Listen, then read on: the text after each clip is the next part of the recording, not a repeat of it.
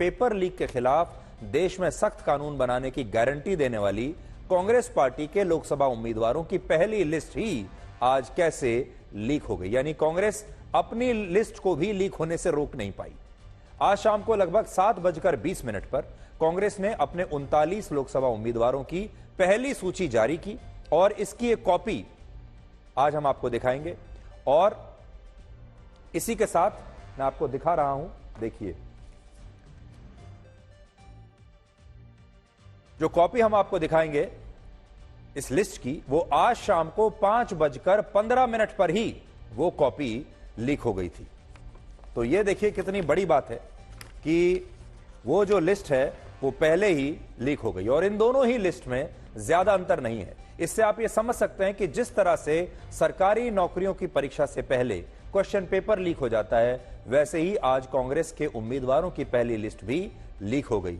जबकि पिछले हफ्ते जब बीजेपी की पहली लिस्ट आई थी तब यह लिस्ट लीक बिल्कुल नहीं हुई थी। कांग्रेस और बीजेपी में एक बड़ा फर्क आप ये भी देखेंगे कि जब बीजेपी की लिस्ट आने वाली होती है तब भी तमाम लोग ये कोशिश करते हैं कि इस लिस्ट के बारे में लोगों को पता चल जाए, लेकिन बीजेपी की बैठकों में जो कुछ होता है उसकी कोई जानकारी कभी बाहर लीक नहीं होती। बीजेपी के अंदर क्या चल रहा है, उसकी लिस्ट में किस किस का नाम है, किसका नाम नहीं है, कुल मिलाकर कितने कैंडिडेट्स का नाम है, उनमें किस किस के नाम शामिल हैं, किसी को कुछ नहीं पता होता। लेकिन कांग्रेस की जो लिस्ट है वो पहले ही बाहर आ जाती है। अब बताते हैं आपको कांग्रेस की लिस्ट के बारे में।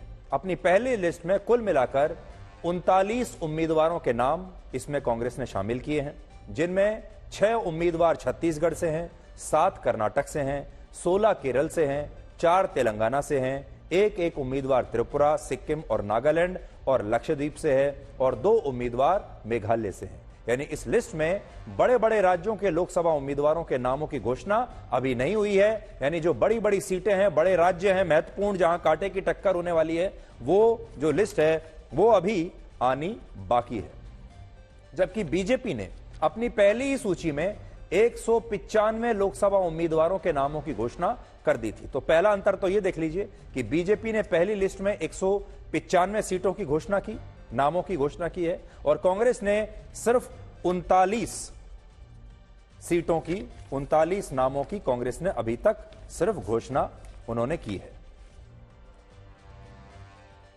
इन 39 लोकसभा उम्मीदवारों में 15 उम्मीदवार सामान्य श्रेणी से हैं यानी जनरल कैटेगरी से हैं, जबकि 24 उम्मीदवार दलित, आदिवासी, पिछड़े और अल्पसंख्यक वर्ग से हैं। और इन 39 उम्मीदवारों में 12 उम्मीदवारों की उम्र 50 वर्ष से कम है, 8 की उम्र 50 से 60 वर्ष के बीच है, 12 उम्मीदवारों की उम्र 61 से 70 वर्ष है और 7 उम्मीदवार तो ऐसे हैं जिनकी उम्र 71 से 76 वर्ष है। यानी इस लिस्ट में उम्र दराज नेताओं की संख्या भी अच्छी खासी है।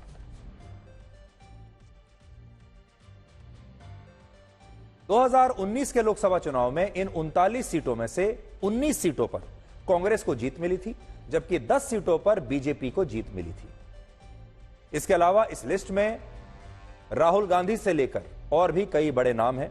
तो सबसे पहले तो आपको राहुल गांधी के बारे में बता देते हैं कि राहुल गांधी कहां से चुनाव लड़ रहे हैं, क्योंकि इस लिस्ट में राहुल गांधी का नाम दिया गया है। राहुल गांधी इस बार भी केरल की वायनाड सीट से चुनाव लड़ रहे हैं। तो राहुल गांधी वायनाड से लड़ रहे हैं। पिछली बार वायनाड में राहुल गांधी को 7 लाख से ज्यादा वोट मिले थे और उन्होंने लेफ्ट पार्टी सीपीआई के उम्मीदवार को 4,31,000 वोटों से चुनाव हराया था। यानी अच्छा खासा मार्जिन उनका था, लगभग 4.5 लाख का। वायनाड की सीट बहुत सुरक्षित सीट मानी जाती है राहुल गांधी के लिए और इस बार भी राहुल गांधी ने इस सीट को दोहराया है और वो केरल के वायनाड की सीट से चुनाव लड़ रहे हैं। हालांकि जो आप जानना चाहते हैं, जो पूरा देश जानना चाहता है, उस सवाल का जवाब इस लिस्ट में नहीं है। और वो सवाल क्या है कि क्या राहुल गांधी उत्तर प्रदेश में अमेठी से चुनाव लड़ेंगे या रायबरेली से चुनाव लड़ेंगे? अमेठी का क्या होगा? क्या वो अमेठी में दोबारा चुनाव लड़ने के लिए आएंगे या नहीं? इस सवाल का जवाब अभी इस लिस्ट में नहीं है। अभी उत्तर प्रदेश के लोकसभा उम्मीदवारों का ऐलान कांग्रेस ने नहीं किया है, इसलिए राहुल गांधी इस बार अमेठी से चुनाव लड़ेंगे या नहीं, यह स्पष्ट नहीं है। क्योंकि अभी उत्तर प्रदेश की लिस्ट आई नहीं। लेकिन यह पक्का हो चुका है कि वो इस बार भी वायनाड से चुनाव जरूर लड़ रहे हैं, जबकि केरल में लेफ्ट पार्टी ने उनसे यह आग्रह किया था कि इस बार वो वायनाड से चुनाव ना लड़ें। सीपीआई ने उनसे कहा था कि भाई ये सीट हमारे लिए छोड़ दीजिए, हम यहां से चुनाव लड़ेंगे, अब आप कहीं और चले जाइए। तो राहुल गांधी ने अपने जो कम्युनिस्ट सहयोगी हैं उनकी बात नहीं मानी और वो अब भी इस बार दूसरी बार वायनाड से चुनाव लड़ रहे हैं। राहुल गांधी के अलावा इस लिस्ट में छत्तीसगढ़ के पूर्व मुख्यमंत्री भूपेश बघेल का भी नाम है, जिन्हें राजनांदगांव सीट से टिकट मिला है। उनके अलावा कांग्रेस के नेता केसी वेणुगोपाल को केरल की अलपुझा सीट से टिकट दिया गया है। शशि थरूर को केरल की तिरुवनंतपुरम सीट से दिया गया है, जहां से वो हमेशा चुनाव लड़ते हैं, पिछली बार भी यहीं से लड़े थे। और छत्तीसगढ़ से पूर्व मुख्यमंत्री ताम्रध्वज साहू को महासमुंद सीट से कांग्रेस पार्टी ने अपना उम्मीदवार बनाया है। यहां दिलचस्प बात यह है कि केरल की तिरुवनंतपुरम सीट से शशि थरूर के सामने बीजेपी की तरफ से केंद्रीय मंत्री राजीव चंद्रशेखर मैदान में होंगे। तो ये जो सीट है, यहां पर मुकाबला बड़ा दिलचस्प होने वाला है, क्योंकि यहां शशि थरूर के सामने होंगे Rajiv Chandrashekhar.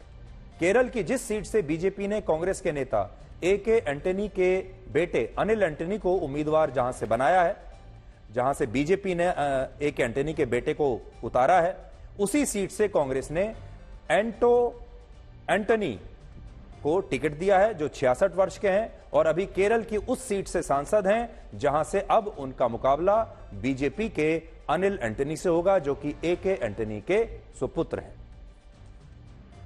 39 candidates, first list of the candidates. We are announcing 39 candidates today, in which included former Congress President Rahul Gandhi's name is there. Wayanad, former Congress President Sri Rahul Gandhi. Former Chhattisgarh Chief Minister Bhupesh Baghel ji's name is there. Former CWC member Tamuruddin Sahu is there. इस पहली list के बीच राहुल गांधी ने लोकसभा चुनावों के लिए भारत के युवाओं से 5 बड़े वादे किए हैं, जो आपको जानना बड़ा जरूरी है, महत्वपूर्ण है। जिनमें पहला वादा यह है कि अगर कांग्रेस की सरकार देश में आई तो वो युवाओं को 30 लाख सरकारी नौकरियां देंगे। दूसरा वादा है, ऐसे छात्रों को 1 साल के लिए ट्रेनिंग की गारंटी मिलेगी जो ग्रेजुएट हैं या जिन्होंने डिप्लोमा किया हुआ है, और ऐसे सभी युवाओं को कम से कम 1 साल की ट्रेनिंग के दौरान 1 लाख रुपए का स्टाइपेंड यानी वजीफा मिलेगा।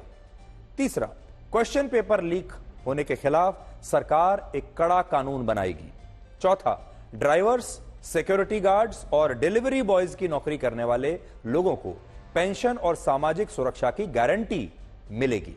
और 5वां वादा, देश में जिला स्तर पर स्टार्टअप्स को बढ़ावा देने के लिए 5000 करोड़ रुपए का एक विशेष फंड बनाया जाएगा।